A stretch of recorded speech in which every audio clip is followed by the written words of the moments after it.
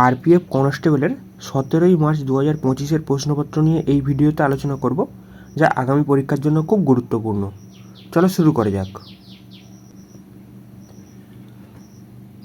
রবি, অরবিন্দ এবং বিমল একটা কাজ যথাক্রমে 5 দিন, 6 দিন এবং 8 দিনে শেষ করতে পারে। তিনজনে মিলে একসাথে কাজ করলে কাজটা কতদিনে শেষ করতে পারবে? এখানে রবি যদি কাজ করে, সে বেসিক্যালি 5 দিনে কাজটা কমপ্লিট করতে পারে। যদি অরবিন্দ করে, সে 6 দিনে করতে পারে। আর যদি বিমল করে, সে 8 দিনে কাজটা কমপ্লিট করতে পারে। প্রথম কাজ কী হবে? এদের তিনজনের লসাগু নিতে হবে।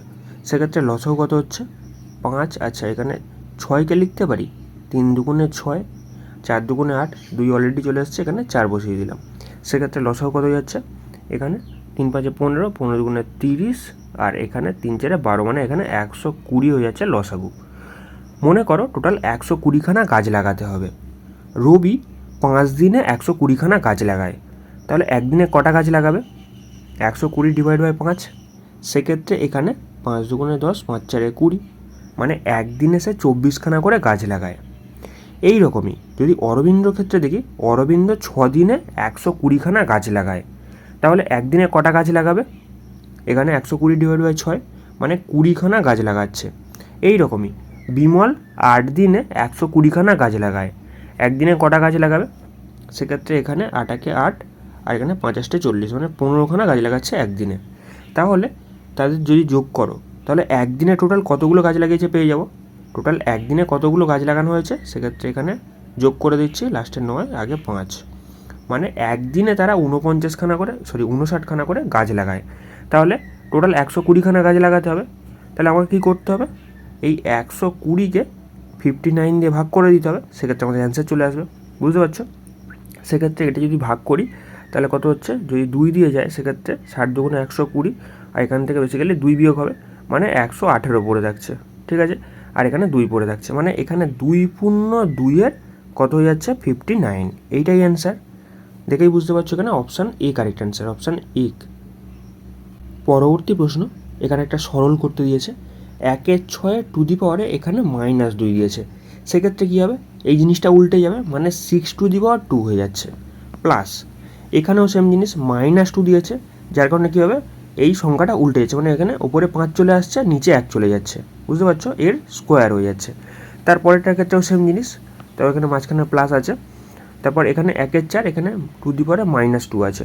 সেক্ষেত্রে কী হয়েছে? 4-এর এখানে স্কোয়ার হয়ে যাচ্ছে।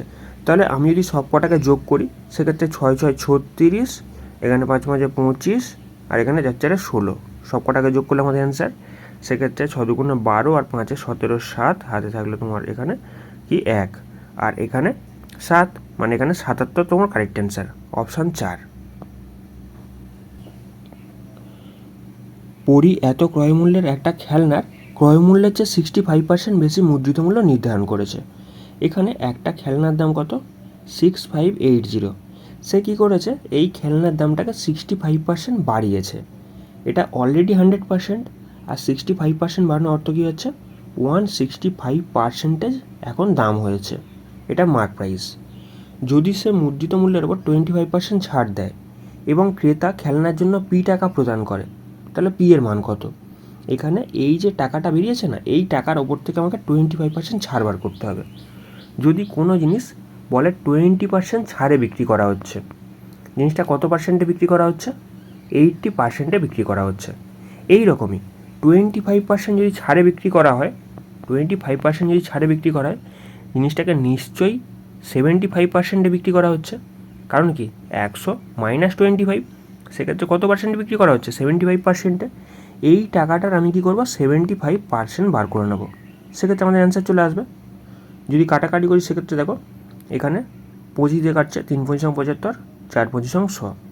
আচ্ছা, তারপর এখানে একটা শূন্য কেটে যাচ্ছে। তারপর এখানে দেখো 5 দিয়ে কাটছে, 5 দুগুণে 10, এখানে 5 3 15, 5 3 15। আচ্ছা, এখানে যদি 2 দিয়ে কাটি, সেক্ষেত্রে 3 দুগুণে 6, 2 দুগুণে 4, 9 দুগুণে 18। তাহলে এখানে কত হচ্ছে? 99। বুঝতে পারছো? এখানে 329 ইন্টু 99 ডিভাইড বাই 4 আছে। আচ্ছা, আমি বেসিক্যালি এটাকে এই 99টাকে 100 ধরে নিচ্ছি। সেক্ষেত্রে কাটাকাটি করে দিচ্ছি, 25 দিয়ে কাটছে। বুঝতে পারছো? জাস্ট এটাকে 25 দিয়ে গুণ করো, সেক্ষেত্রে কত হচ্ছে? এখানে বেসিক্যালি 9 দিয়ে গুণ করলে 25 দিয়ে গুণ করলে 9×5 এখানে 225-এর 5 হাতে থাকলো 22। তারপর এখানে 25×50, সেক্ষেত্রে 70, 2 72-এর 2 হাতে থাকলো তোমার এখানে 7। আর এখানে 3×75, 75 আর সাথে কত যাচ্ছে 82। অ্যাপ্রক্স তোমার এখানে 8,000-এর ওপরেই আসবে, ঠিক আছে। আর এখানে দেখো এইটাই ম্যাচ করছে, বেসিক্যালি 7,000 নিচে হচ্ছে না, 8,000 তো অ্যাপ্রক্স হচ্ছে না, আর এখানে 9,000-ও হচ্ছে না। বেসিক্যালি এখানে এটা তোমার এইটা হয়ে যাচ্ছে, বুঝতে পারছো, 8,000-এর ওপরে আসবে, সেক্ষেত্রে তোমার অপশান 2 কারেক্ট অ্যান্সার। 5টি সংখ্যার যোগফল এত, প্রথম দুটি সংখ্যার গড় এত, তৃতীয় সংখ্যাটি এত, বাকি দুটি সংখ্যার গড় নির্ণয় করো। এখানে বেসিক্যালি প্রথম দুটো সংখ্যার গড় বলেছে 78, তাহলে প্রথম দুটো সংখ্যার সমষ্টি কত? 78 × 2, 8 দুগুণে 16, 6 হাতে থাকলো 1, 7 দুগুণে 14, 15, 156 দুটো সংখ্যার সমষ্টি। তৃতীয় সংখ্যাটা কত বলেছে? 126। তাহলে এখানে তিনটে সংখ্যার সমষ্টি কত হচ্ছে? 6 দুগুণে 12, 2 হাতে থাকলো 1, মানে এখানে 8, 2 282। আর এখানে টোটাল 5টা সংখ্যার সমষ্টি কত বলেছে? 655। 655 থেকে 282 এটা বিয়োগ করে দেবো, তিনটে সংখ্যা বিয়োগ করে দিলে দুটো সংখ্যা পড়ে থাকবে, সেক্ষেত্রে কত পড়ে থাকছে? এখানে বেসিক্যালি 3, এখানে তোমার বেসিক্যালি পড়ে আছে 7, আর এখানে তোমার পড়ে আছে 3। এটাকে 2 দিয়ে ভাগ করে দেবো, কারণ কি গড় দুটো সংখ্যা পড়ে আছে, দুটো সংখ্যার গড়ের জন্য আমি 2 দিয়ে ভাগ করে দিলাম। সেক্ষেত্রে 2 একে 2, এখানে বেসিক্যালি 8 দুগুণে 16, 6 দুগুণে 12.5, 186.5, এইটাই অ্যান্সার। এটাতে কোথায় আছে? অপশান 3-এ আছে, অপশান 3 কারেক্ট অ্যান্সার। এমন বৃহত্তম সংখ্যাটি নির্ণয় করুন যার দ্বারা এত এত এত পূর্ণবিভাজ্য হবে। এখানে বেসিক্যালি 2610, 2900, আর এখানে 3190, এই কটা সংখ্যার আমাকে গসাগু বার করতে হবে। সেক্ষেত্রে সব জায়গা থেকে দেখো 10 কমন আসছে, মানে এখানে 261, 290, 319, সব জায়গা থেকে দেখো 29ও কমন আসছে, 29। সেক্ষেত্রে এখানে 9 9 81, মানে এখানে 9 পড়ে থাকছে, এখানে 10 আর এখানে 11, সেক্ষেত্রে তোমার 29 আর এখানে 10, বুঝতে পারছো, এই দুটোই হয়ে যাচ্ছে এখানে বেসিক্যালি, মানে এখান থেকে সবথেকে হাইয়েস্ট কমন আসছে, সেক্ষেত্রে এইটাই গসা হয়ে যাচ্ছে, মানে 290, এইটাই আমার অ্যান্সার। এটা এখানে অপশান এতে আছে, অপশান এ কারেক্ট অ্যান্সার। একটি অর্থরাশি বার্ষিক 10% সরল সুদে বিনিয়োগ করা হলে 4 বছর পরে এত টাকা হয়। একই পরিমাণ অর্থরাশি একই সুদের হারে 1 বছরের সরল সুদ কত হবে? এখানে বোঝার চেষ্টা করো। একটি অর্থরাশি বার্ষিক 10% সরল সুদে বিনিয়োগ করা হলে তা 4 বছর পরে এত টাকা হয়। সেক্ষেত্রে আমি টাকাটা ধরে নিচ্ছি পি টাকা ছিল, ঠিক আছে, পি টাকা ছিল। এই টাকার ওপর সুদ কত হবে? এখানে সরল সুদের কথা বলেছে, সেক্ষেত্রে PTR/100, পি টিটা কত? এখানে 4 বছর বলে দিয়েছে, রেট অফ ইন্টারেস্ট কত? 10% বলে দিয়েছে, মানে PTR/100। বেসিক্যালি এইটা হচ্ছে তোমার আসল টাকা, আর এটা হচ্ছে সুদ। যদি আমি দুটোকে যোগ করি সেক্ষেত্রে সুদ আসল চলে আসবে। আর সুদ আসল কত বলেছে এখানে? 5040।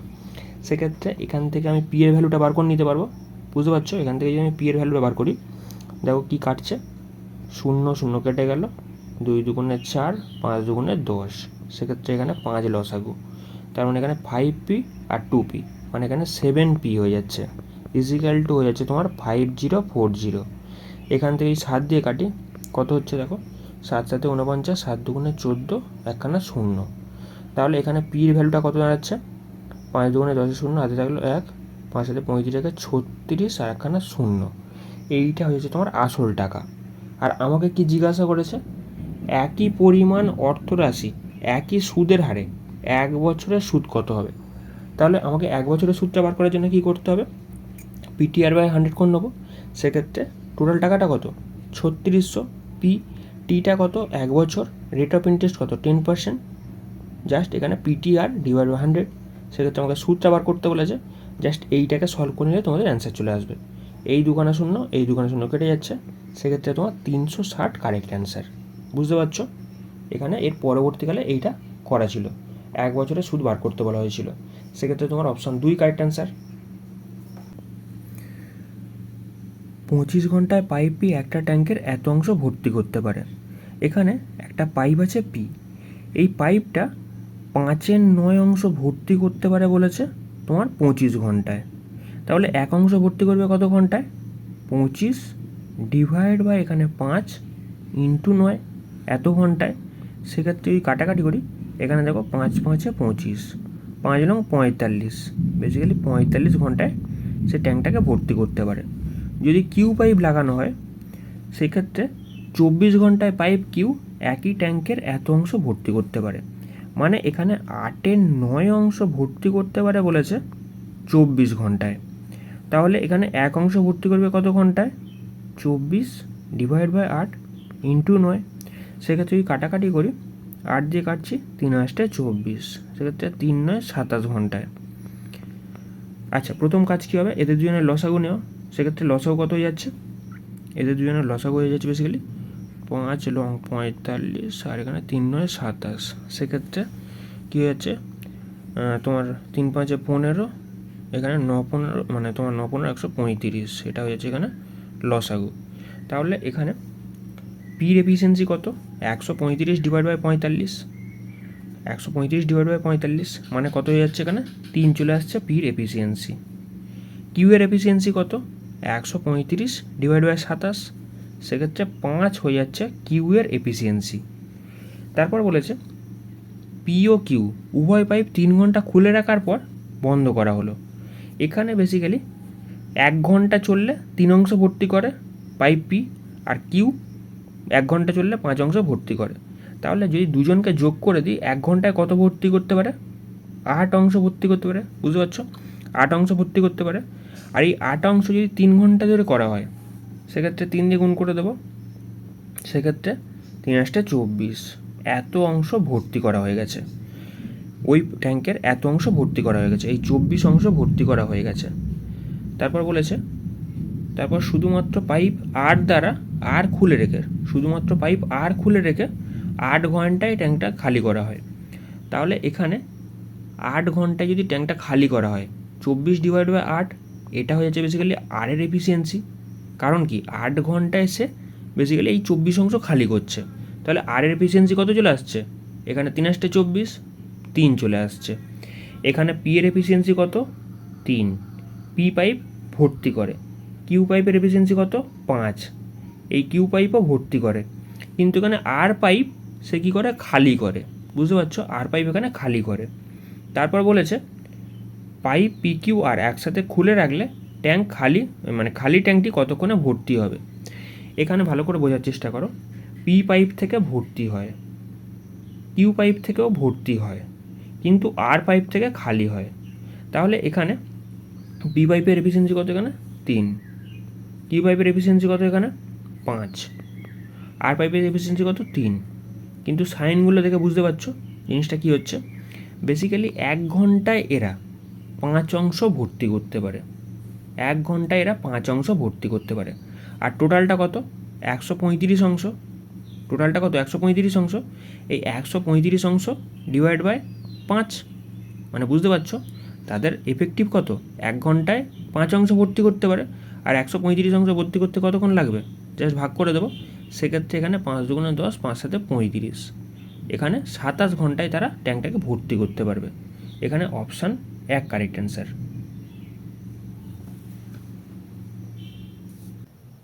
নিম্নলিখিত থেকে ক্ষুদ্রতম সংখ্যাটি বেছে নিন। এখানে বেসিক্যালি 0.8 দিয়েছে। আচ্ছা, একটা পৌনঃপুনিকের গল্প চলে আসছে। একটা এক্সাম্পল দেখো, জিনিসটা যাতে ক্লিয়ার হয়। এখানে দিয়েছে ধরো 1.234, আর এখানে 3 আর 4-এর মাথায় পৌনঃপুনিক আছে।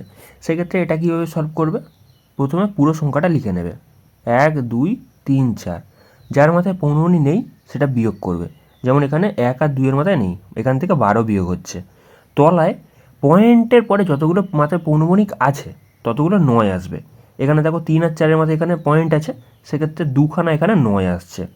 আর এখানে পয়েন্টের পরে যতগুলো মাথায় এখানে খালি থাকবে, পয়েন্টের পরে যতগুলোর মাথায় খালি থাকবে ততগুলো এখানে তলায় শূন্য আসবে। এখানে দেখো 2-এর মাথায় একটা খালি আছে, সেক্ষেত্রে একটা শূন্য চলে এলো। মানে বেসিক্যালি এইটাকে সলভ করলে এরকমভাবে চলে আসে। কোথায় 9 আসে, কোথায় বেসিক্যালি শূন্য আসে, সেগুলো তোমাদের মাথায় রাখতে হবে। আচ্ছা, এখানে দেখো 0.8, এখানে 12 দেওয়া আছে মাথায়, 8-এর মাথায়, সেক্ষেত্রে এটা কী করতে হবে, প্রথমে পুরো সংখ্যাটা লিখে নেবে, 8 লিখে নিলে তারপরে যার মাথায় 15 নেই সেটা বিয়োগ করে দেবে, সেক্ষেত্রে 0 বিয়োগ করে দিচ্ছি, তলায় পয়েন্টের পরে যতগুলোর মাথায় এখানে 15ই আছে সেক্ষেত্রে 9 আসবে, একটা 9 আসছে আর এখানে কিছু আসছে না। এটাকে সলভ করলে কত আসছে, বেসিক্যালি 8 আর এটাকে 9 দিয়ে ভাগ করছি, সেক্ষেত্রে এখানে কত হয়ে যাচ্ছে, পয়েন্টের জন্য 0, সেক্ষেত্রে 8 লং 72, আর এখানে আবার 8 পড়ে আছে, পয়েন্টের জন্য আবার এখানে 0 আসছে, সেক্ষেত্রে 8 লং 72, সেক্ষেত্রে 0.88 হয়ে যাচ্ছে। আচ্ছা, তারপর এখানে দেখো 1 ডিভাইড বাই 0.8, সেক্ষেত্রে 1-এর নিচে 0.8, পয়েন্টের জন্য এই 0.8টা, আচ্ছা এই পয়েন্টটাকে তুললে ওপরে 10 চলে আসছে, বুঝতে পারছো, সেক্ষেত্রে কী হয়ে যাচ্ছে, এখানে এটাকে সলভ করলে 10 ওপরে আর নিচে কত হয়েছে 8, যদি আমি এটাকে ভাগ করি 8-একে 8, আবার এখানে কী হয়ে যাচ্ছে 2, পয়েন্টের জন্য এখানে 0 চলে এলো, সেক্ষেত্রে তোমার 8 দুগুণে 16 হয়ে যাচ্ছে। আচ্ছা, এখানে বলেছে ক্ষুদ্রতম সংখ্যাটি বেছে নিন, ক্ষুদ্রতম। আচ্ছা, তারপরে এইটাকে যদি আমি সলভ করি সেক্ষেত্রে 2-এর 5 আর 0.8 গুণিত 0.8, যদি পয়েন্টটাকে তুলি তলায় চলে আসছে 10, সেক্ষেত্রে যদি কাটাকাটি করি এখানে দেখো 2 দিয়ে কাটছে, 5 দুগুণে 10, সেক্ষেত্রে কত হচ্ছে দেখো, এখানে 8, নিচে কত আছে 25, তাই তো, সেক্ষেত্রে পয়েন্টের জন্য একখানা 0 চলে এলো, এখানে 3×5 = 75, সেক্ষেত্রে 5 পড়ে থাকছে, পয়েন্টের জন্য 0 এলো, সেক্ষেত্রে 25 দুগুণে 50। তা আমাকে জিজ্ঞাসা করেছে সব থেকে ছোটো কোনটা, দেখেই বুঝতে পারছো এখানে তোমার অপশান ডি কারেক্ট অ্যান্সার, সেক্ষেত্রে এখানে 1-এর ডি দেওয়া আছে। পরবর্তী প্রশ্ন, এখানে একটা সরল করতে দিয়েছে 324, বেসিক্যালি এটা 18 স্কোয়ার প্লাস, এখানে দেখো 324 দিয়েছে কিন্তু এখানে 4টে ঘর আগে পয়েন্ট পড়েছে, যার কারণে এখানে 0.18 ছিল, 0.18 স্কোয়ার করলে সেক্ষেত্রে এখানে 4টে ঘর আগে পয়েন্ট পড়ছে, মাইনাস এখানে 529, মানে বেসিক্যালি 2টো ঘর আগে পয়েন্ট আছে, মানে এখানে 2.3 ছিল, বুঝতে পারছো, 2.3 মানে 23 স্কোয়ার 529, আর এখানে 2.3 হয়ে যাবে, 2টো ঘর আগে পয়েন্ট আছে, সেক্ষেত্রে 2টো ঘর আগে স্কোয়ার করলে পয়েন্ট পড়ছে, সেক্ষেত্রে 18.18, এখান থেকে 2.30 বিয়োগ হচ্ছে, তাহলে কি হচ্ছে এখানে 8 8 পয়েন্ট, এখানে কত পড়ে থাকছে 5 আর এখানে 1, মানে 15.88, এটা দেখো অপশান 4-এ আছে, অপশান 4 কারেক্ট অ্যান্সার। পরের প্রশ্নে আরও একটা সরল করতে দিয়েছে, এখানে দেখো 4-এর নিচে 10 দিয়েছে, যার কারণে এখানে একটা ঘর আগে পয়েন্ট পড়ে যাচ্ছে। আচ্ছা, তারপর 100 এখানে দিয়েছে, মানে এখানে 2টো ঘর আগে পয়েন্ট পড়ছে, মানে এখানে 0.06 হচ্ছে, এখানে 3টে ঘর আগে পয়েন্ট পড়বে, মানে এখানে 2টো 0 তার আগে পয়েন্ট আছে, তারপর এখানে দেখো 4টে 0, মানে এখানে 4টে ঘর আগে পয়েন্ট পড়বে, 1 2 3 4, মানে বুঝতে পারছো এখানে কি হচ্ছে, এখানে সবকটাকে যোগ করলে 0.4679 এইটা পড়ে থাকছে, সেক্ষেত্রে এইটাই তোমার কারেক্ট অ্যান্সার, এটা দেখো অপশান 2-এ আছে। পরবর্তী প্রশ্ন, সমৃদ্ধের কাছে 9 সেন্টিমিটার ব্যাস বিশিষ্ট একটি নিরেট ধাতব বল রয়েছে, এখানে কোনো কিছু গলিয়ে কোনো কিছু বানানো হবে, সেক্ষেত্রে আমাকে আয়তনের ফর্মুলা লাগাতে হবে, সেক্ষেত্রে এখানে নিরেট ধাতব বল মানে এখানে গোলকের কথা বলেছে, গোলকের বেসিক্যালি আয়তনের ফর্মুলা কি 4/3 পাই আর কিউব, সেক্ষেত্রে 4/3 পাই মানে হয়ে যাচ্ছে তোমার 22/7, আর এখানে আর কিউব, এখানে ব্যাস কত বলেছে 9 সেন্টিমিটার, তাহলে ব্যাসার্ধ কত হবে 9/2, আর এটা 4/3 পাই আর কিউব, সেক্ষেত্রে 9/2 ইন্টু এখানে 9/2 হয়ে যাচ্ছে। আচ্ছা, তিনি এটিকে গলিয়ে সেই উপাদান দিয়ে একটা নিরেট ধাতব চোঙ তৈরি করেন, চোঙের ব্যাস এখানে বলেছে বলের ব্যাসের সমান, চোঙের ব্যাস বলের ব্যাসের সমান, তাহলে চোঙের উচ্চতা কত, বেসিক্যালি এখানে চোঙের কথা বলেছে, চোঙের আয়তন ফর্মুলা কি পাই আর স্কোয়ার এইচ, সেক্ষেত্রে 22/7, এখানে মানে তোমার কি বলেছে চোঙের ব্যাস বলের ব্যাসের সমান, সেক্ষেত্রে ব্যাসার্ধ কত বেরিয়েছে 9/2, সেক্ষেত্রে এখানেও 9/2 হবে, বুঝতে পারছো, 9/2 মানে পাই আর স্কোয়ার ইন্টু এইচটা আমাকে জাস্ট বার করে নিতে হবে, সেক্ষেত্রে আমাদের অ্যান্সার চলে আসবে, এই দুটো সমান হবে, সেক্ষেত্রে এখানে দেখো পাই পাই কেটে যাচ্ছে, এখানে 9/2 9/2 9/2 9/2 কেটে গেল। আচ্ছা, এখানে আর কি পড়ে আছে দেখো, এখানে যদি 3 দিয়ে কাটি সেক্ষেত্রে 3 3 9, 2 দিয়ে কাটলে এখানে 2 2 4, এখানে 2 পড়ে আছে, এখানে 3 পড়ে আছে, মানে এইচ ইজিক্যাল টু হয়েছে 3 2 6, এইটাই তোমার অ্যান্সার, এখানে তোমার অপশান 4 কারেক্ট অ্যান্সার। যদি আয়তঘনের দৈর্ঘ্য এত সেন্টিমিটার, প্রস্থ এত সেন্টিমিটার এবং আয়তঘনের আয়তন এত সেন্টিমিটার কিউব হয়, তাহলে এখানে আয়তঘনের উচ্চতা নির্ণয় করো। সেক্ষেত্রে আয়তঘনের ক্ষেত্রে আয়তনের ফর্মুলা কি? দৈর্ঘ্য প্রস্থ ইন্টু উচ্চতা, বুঝতে পারছো? সেক্ষেত্রে দৈর্ঘ্য কত বলেছে 2, প্রস্থ এখানে কত বলেছে 4, উচ্চতা আমি ধরে নিচ্ছি h, সেক্ষেত্রে দৈর্ঘ্য প্রস্থ ইন্টু উচ্চতায় কত হয়ে যাচ্ছে এখানে 17, 12। তাহলে এইটাকে সলভ করলে তোমাদের অ্যান্সার চলে আসবে। যদি এখানে আমি 2 দিয়ে কাটি, সেক্ষেত্রে 8 দুগুণে 16, 5 দুগুণে 10, 6 দুগুণে 12। 4 দিয়ে কাটলে সেক্ষেত্রে 4 দুগুণে 8, 4 আগে 4, 4 4 16। সেক্ষেত্রে এইচ ইজিক্যাল টু 214 হয়ে যাচ্ছে। সেক্ষেত্রে এখানে অপশান 1 কারেক্ট অ্যান্সার। পরবর্তী প্রশ্ন, নিচের কোন সংখ্যাটি 6 দ্বারা বিভাজ্য? এখানে 6 দ্বারা বিভাজ্য হলে সেই সংখ্যাটা 3 দ্বারাও বিভাজ্য হবে এবং 2 দ্বারাও বিভাজ্য হবে। এখানে দেখো সব কটা সংখ্যার শেষের দিকে জোড় সংখ্যা দেওয়া আছে, যার কারণে এখানে 2 ডিভিজিবিলিটি রুলটা কাজে লাগছে না। আমাকে জাস্ট 3-এরটা চেক করে নিতে হবে। সেক্ষেত্রে 3-এর ডিভিজিবিলিটি রুলটা কি? আমাকে ডিজিট সাম করতে হবে। সেক্ষেত্রে দেখো 6, 2, 2 যদি সব কটাকে যোগ করি সেক্ষেত্রে কত আসছে? 10 আসছে। 10কে যদি আমি 3 দিয়ে ভাগ করি সেক্ষেত্রে এটা মিলছে না, তাহলে এটা ডিভিজিবল নয়। এর পরেরটাকে যদি আমি চেক করে দেখি, সেক্ষেত্রে দেখো সব কটা মানে সংখ্যাকে আমি যোগ করছি। 5, 8 যোগ করলে কত হচ্ছে 13, 13 4 কত হচ্ছে 17, 17কে যদি আমি 3 দিয়ে ভাগ করি সেক্ষেত্রে এটাও মিলছে না। এর পরেরটার ক্ষেত্রে যদি দেখো সেক্ষেত্রে কী হচ্ছে 6 গুণে 12, 13, 14, 14কে যদি আমি এখানে 3 দিয়ে ভাগ করি এটাও ডিভিজিবল হচ্ছে না। কিন্তু এটাকে যদি চেক করে দেখি সেক্ষেত্রে দেখো 5, 3 যোগ করলে কত যাচ্ছে এখানে 8 হয়ে যাচ্ছে, 8 আর 4 কত হচ্ছে 12। যদি আমি 12কে 3 দিয়ে ভাগ করি সেক্ষেত্রে দেখো এখানে 4 চলে আসছে, মানে এটা ডিভিজিবল। সেক্ষেত্রে তোমার এখানে অপশান 4 কারেক্ট অ্যান্সার। 2 বন্ধু চেতন এবং বিপুলের মাসিক আয়ের অনুপাত এত, তারা প্রত্যেকে মাসিক এত টাকা করে সঞ্চয় করে। যদি তাদের মাসিক ব্যয়ের অনুপাত এত হয়, তাহলে চেতনের মাসিক আয় নির্ণয় করো। এখানে বেসিক্যালি তাদের আয়ের অনুপাত কত বলেছে? 5:7, 5:7। আর তাদের ব্যয়ের অনুপাত কত বলেছে? 2:4। সেক্ষেত্রে বোঝার চেষ্টা করো, এখানে যে গ্যাপটা সেটাই তো সঞ্চয়। এখানে 3 বেরোচ্ছে আর এখানেও 3 বেরোচ্ছে। যেহেতু দুটোর গ্যাপ এখানে সমান বেরোচ্ছে, আমাকে চেঞ্জই কিছু করতে হচ্ছে না। মানে এখানে যে সঞ্চয় 3-এর ভ্যালু কত বলে রেখেছে এখানে? 96,000। আর জিজ্ঞাসা করেছে এখানে চেতনের মাসিক আয় কত। সেক্ষেত্রে আয় কত হয়ে যাচ্ছে এখানে 5, বুঝতে পারছো? জাস্ট আমি 5-এর ভ্যালুটা বার করে নেবো, ঐকিক নিয়ম। সেক্ষেত্রে এখানে দেখো 96,000 ডিভাইড বাই কত চলে আসছে 3, আর এখানে 5 দিয়ে গুণ করা হচ্ছে, সেক্ষেত্রে অ্যান্সার। তাহলে এখানে দেখো 3 দিয়ে কাটলে কত হচ্ছে? 3 দিয়ে কাটলে 3 3 9, 3 দুগুণে 6, আর এখানে 3খানা 0 চলে আসছে। তাহলে এটাকে গুণ করলে 5 দুগুণে 10-এর 0, হাতে থাকলো এখানে 1, 3 5 15, 16, আর এখানে 3খানা 0। এইটাই অ্যান্সার। এটা দেখো অপশান 3-এ আছে, অপশান 3 কারেক্ট অ্যান্সার। সমান দৈর্ঘ্যের দুটি ট্রেন একই দিকে সমান্তরাল লাইনে এত কিলোমিটার ঘন্টা এবং এত কিলোমিটার ঘন্টা বেগে চলছে। দ্রুতগামী ট্রেনটি 18 সেকেন্ডে ধীরগতি ট্রেনটিকে অতিক্রম করে। তাহলে প্রতিটি ট্রেনের দৈর্ঘ্য কত হবে? এখানে দুটো ট্রেন একই দিকে যাচ্ছে। এখানে বেসিক্যালি আমাকে ডিস্টেন্সের ফর্মুলা লাগাতে হবে। ডিস্টেন্সের ফর্মুলা কি? Speed into time, speed into time. এখানে স্পিডটা কীভাবে বেরোবে? রিলেটিভ স্পিড বেরোবে। দুটো ট্রেন যেহেতু একই দিকে যাচ্ছে, সেক্ষেত্রে আমাকে দুটো স্পিড বিয়োগ করতে হবে।